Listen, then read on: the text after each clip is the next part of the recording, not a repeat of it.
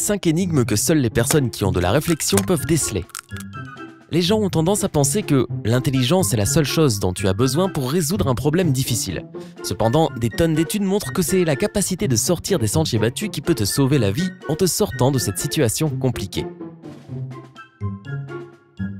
Tu crois que tu l'as en toi? Voyons voir si ta perspective unique sera capable de résoudre certaines des énigmes les plus difficiles. Mais avant de commencer, n'oublie pas de t'abonner à Sympa et d'activer les notifications pour ne manquer aucune de nos nouvelles vidéos.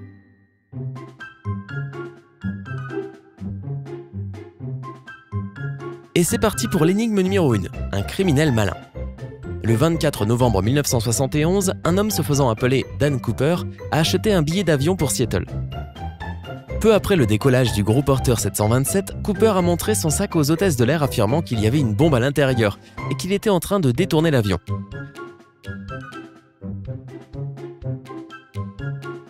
Après cela, il a exigé 200 000 € et 4 parachutes, 2 modèles simples et 2 de réserve. Lorsque l'avion a atterri à Seattle, la police a fait apporter les parachutes et l'argent aux présumés terroristes. Une fois après avoir obtenu ce qu'il avait demandé, il a laissé les passagers partir et a ordonné à l'avion de décoller à nouveau. Un peu plus tard, alors que l'avion était en vol, Cooper est descendu en parachute quelque part au-dessus des forêts de l'État de Washington. Cet incident s'est réellement produit et à ce jour, la police n'a aucune idée de qui était vraiment cet homme et de ce qui lui est arrivé après le détournement. La question est donc simple. Pourquoi Cooper a-t-il demandé 2 simples parachutes et pas un seul? Tu as 15 secondes pour le découvrir.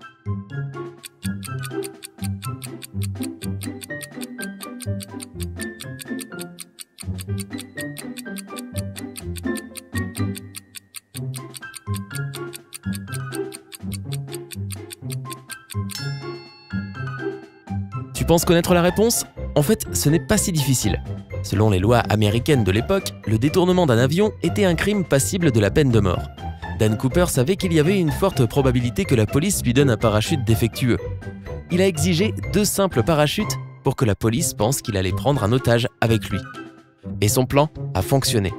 Bien sûr, la police ne pouvait pas risquer la vie d'une personne innocente, alors ils ont donné à Cooper 2 parachutes en parfait état de fonctionnement. Affaire classée? Non, pas encore. Devinette numéro 2, de société.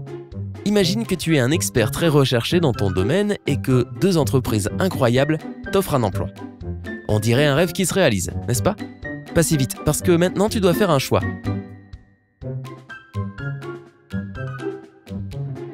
Les 2 entreprises t'offrent un salaire de départ de 180 000 € par an. Cependant, si tout va bien, la première compagnie est prête à te donner une augmentation de 20 000 € chaque année. La deuxième compagnie te donnera une augmentation de 5 000 € tous les 6 mois. Quelle offre choisirais-tu? Tu as 15 secondes pour peser tes options.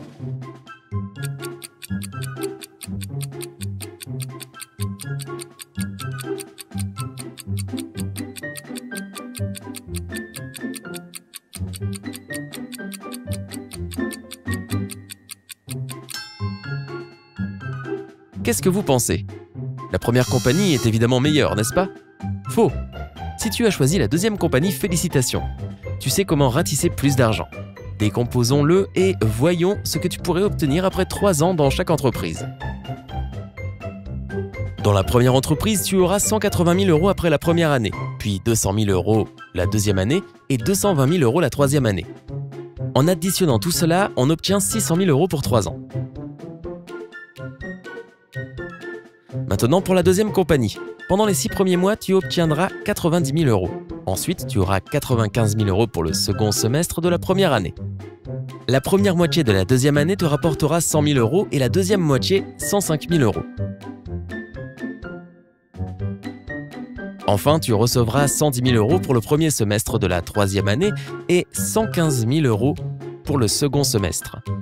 Additionne le tout et tu auras 615 000 €. Dans ce cas, ta pensée originale t'a donné 15 000 € de plus par année. Joli. Devinette 3, un boulanger intelligent. Cette histoire s'est passée il y a longtemps, avant que nous ayons tous les moyens modernes tels que l'électricité et les gadgets. Un boulanger a décidé de faire un gâteau pour l'anniversaire de sa fille. Selon la recette, il doit rester au four pendant exactement 15 minutes. Mais voici le piège. L'ancienne horloge du boulanger s'est cassée et il n'a pas eu le temps d'en trouver une nouvelle. Sa fille serait à la maison dans une demi-heure et il voulait la surprendre avec son beau gâteau fait maison. Il n'avait que 2 sabliers, l'un pour 7 minutes et l'autre pour 11 minutes. Le boulanger était un homme très intelligent et a quand même réussi à faire l'un des gâteaux les plus délicieux de tous les temps. Il l'a même fait avant que sa fille ne rentre à la maison. Alors comment a-t-il fait ça ?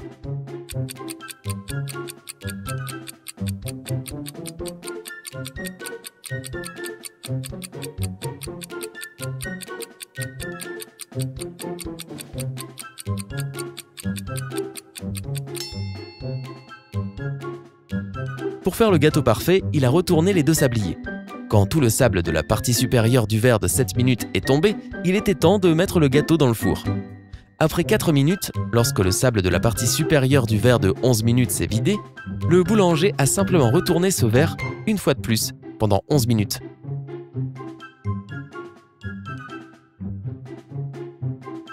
« 4 minutes sur le premier sablier et 11 sur le second fait les 15 minutes dont il avait besoin. Tu vois ? Facile, comme une tarte. Oups, je veux dire, un morceau de gâteau. Pour faire le gâteau parfait, il avait 2 sabliers, l'un de 7 minutes et l'autre de 4 minutes. Quand tout le sable de la partie supérieure du verre de 7 minutes est tombé, il était temps de mettre le gâteau dans le four. Devinette 4, un voleur malchanceux. Un jour, un voleur a décidé de braquer la banque locale. Il a eu l'idée ingénieuse de se déguiser en guichetier et d'essayer de se faufiler dans le coffre-fort. Alors qu'il s'approchait de la chambre forte, il a vu un garde de sécurité qui se tenait juste devant la porte. Le voleur n'avait pas prévu cela, alors il s'est caché et a surveillé attentivement le garde. Lorsque l'un des employés de la banque s'est approché de la porte, l'agent de sécurité a dit « 12 ». L'ouvrier a répondu « 6 » et est entré. Puis un autre caissier est arrivé au coffre. Lorsque le gardien de sécurité a dit 6, la personne a répondu 3 et a obtenu l'accès. « Oh, j'ai tout compris », a pensé le voleur, et il s'est approché nonchalamment du garde de sécurité. Quand le gardien a dit 10, le voleur a répondu 5 en toute confiance. Il a été arrêté immédiatement. Alors, pourquoi la réponse du voleur était-elle fausse? Et qu'aurait-il dû répondre à la place? Tes 15 secondes commencent maintenant.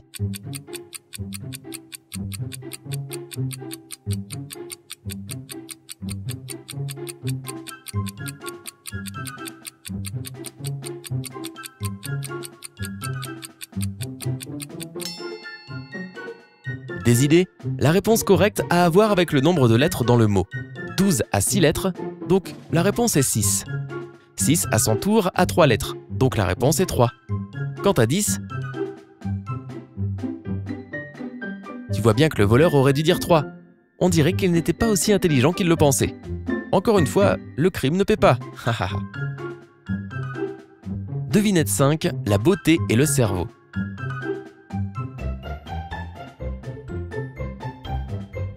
Il était une fois un baron qui s'était ruiné et avait perdu toute sa fortune. La seule chose qu'il avait, c'était ses 2 filles, Elsa et Gerda.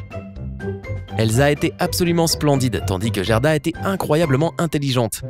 Le souverain d'un royaume voisin tomba amoureux de la belle Elsa et l'invita à dîner dans son palais. Elsa décida d'emmener sa sœur intelligente avec elle. Le souverain était vieux et laid, et il savait qu'il n'avait aucune chance de gagner le cœur d'Elsa. Il savait aussi que Gerda aimait vraiment les devinettes et a décidé de tout risquer en concluant un marché avec les sœurs. L'accord s'est déroulé comme suit. Le vieil homme nouait les cheveux de chacune des sœurs avec un ruban rouge ou doré. Elles pourraient toutes les deux obtenir des rubans assortis ou des rubans différents. Les filles ne pouvaient pas donner de signaux, d'indices ou de phrases pour aider l'autre à deviner la couleur de son ruban. Elles dîneraient en silence dans une pièce sans miroir. Une fois le dîner terminé, il demanderait à chacune des sœurs quelle couleur de ruban était dans ses cheveux. Si elle devinait correctement, elle rentrerait chez elle avec tout l'or et les bijoux qu'elle pourrait porter. Si l'une d'elles devinait correctement, le souverain offrirait à la sœur gagnante un collier de perles. Et enfin, si aucune d'entre elles ne devinait correctement, il épouserait Elsa. Waouh, ça c'est du deal.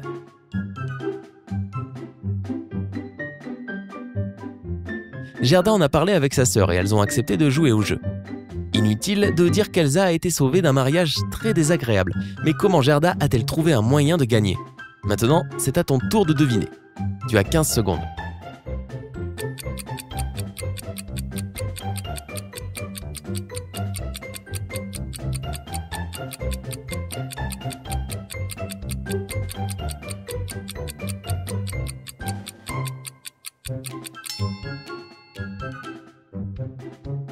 Celui-ci est toujours un mystère pour nous. Tu as réussi à le résoudre? Alors laisse ta réponse dans les commentaires ci-dessous. Peut-être qu'ensemble, nous pourrons enfin comprendre comment Gerda a surpassé le vieux souverain. Combien d'énigmes as-tu résolu? Dis-le nous dans les commentaires ci-dessous. N'oublie pas de t'abonner à Sympa.